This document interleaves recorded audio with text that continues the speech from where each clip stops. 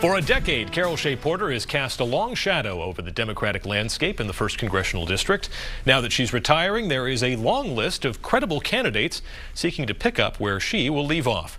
One of those entering the primary fray is former Somersworth Mayor Lincoln Soldati, who joins us this morning.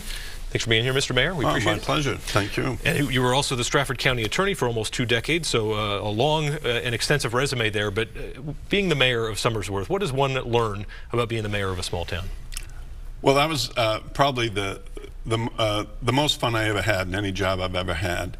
And the best thing about it was it allowed me to expand my contacts within my own community. I met people as mayor that I probably never would have met otherwise, and that was the thing I loved the most about it. And the thing that I learned that was the most important thing about being in that position is to show up. You know, that mattered to people. And, you know, anything from breakfast with Frosty or, you know, freshman high school basketball games, you know, that are 3 in the afternoon, they'd be thrilled that, you know, that you took the time to show up and just be part of the community.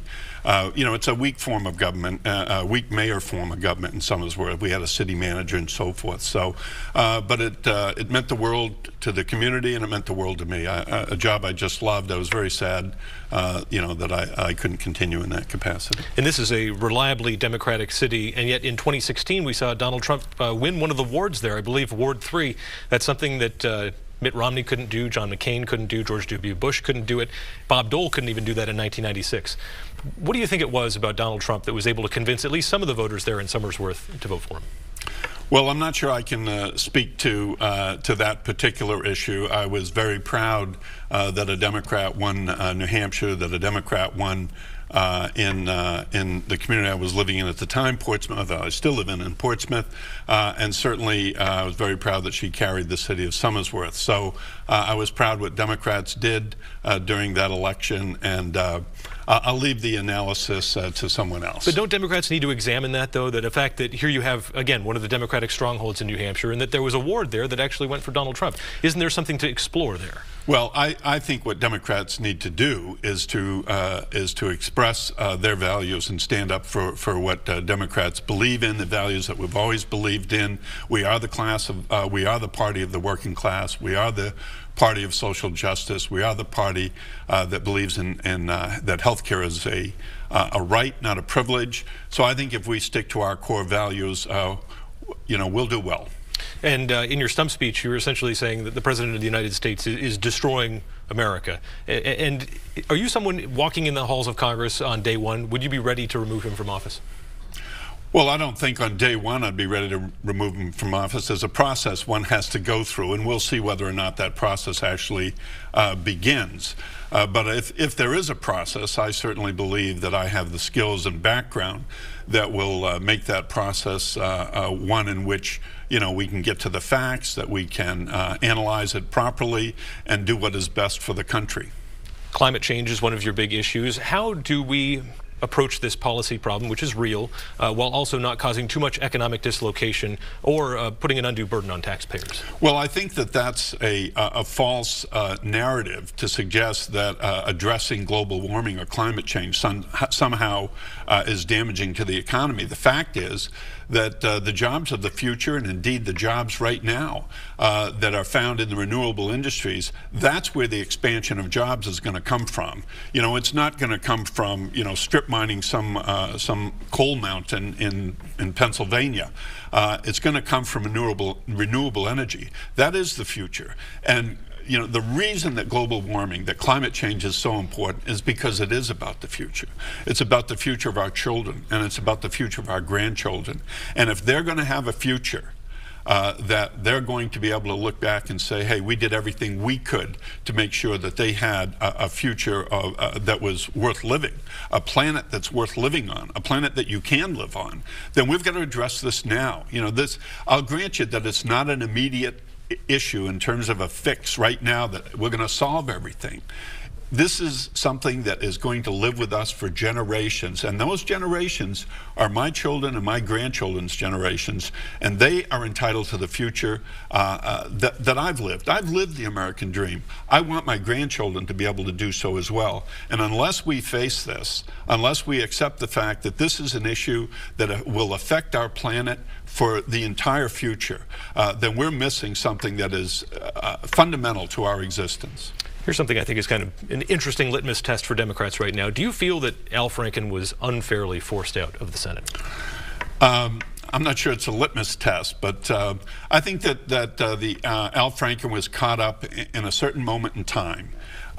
Certainly the whole issue of sexual assault, sexual harassment. I spent half my life working to improve the accessibility of the criminal justice system for those who've been sexually assaulted.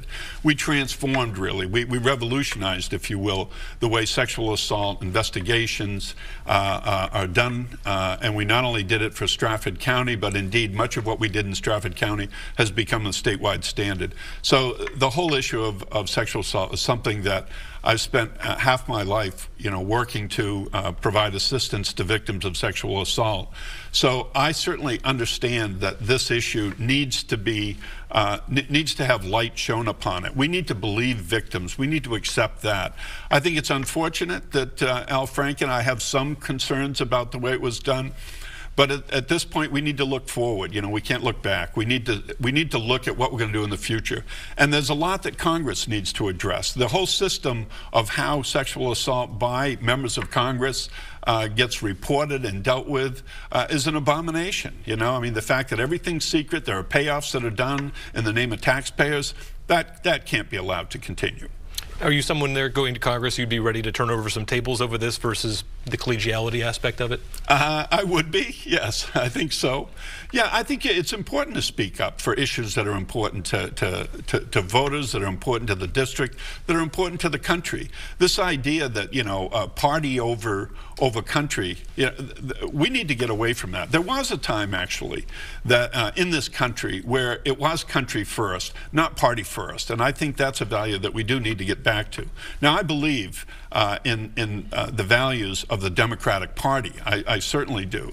And those are the values that I'll be espousing. Those are the values that I think are going to be in the best interest of the people of the 1st District and indeed the state of New Hampshire and the country as a whole. But in doing so, I still think it's important that your role is not to go there and be a partisan. It's to be a representative of the people of New Hampshire. It's to be a representative for the country and do what you believe is in the best interest of the country, not the best interest of the party. I think what's happened to the Republican Party is tragic. There used to be people like Everett Dirksen, who was he was a Republican. He was, I believe, Speaker of the House at one point, and he was.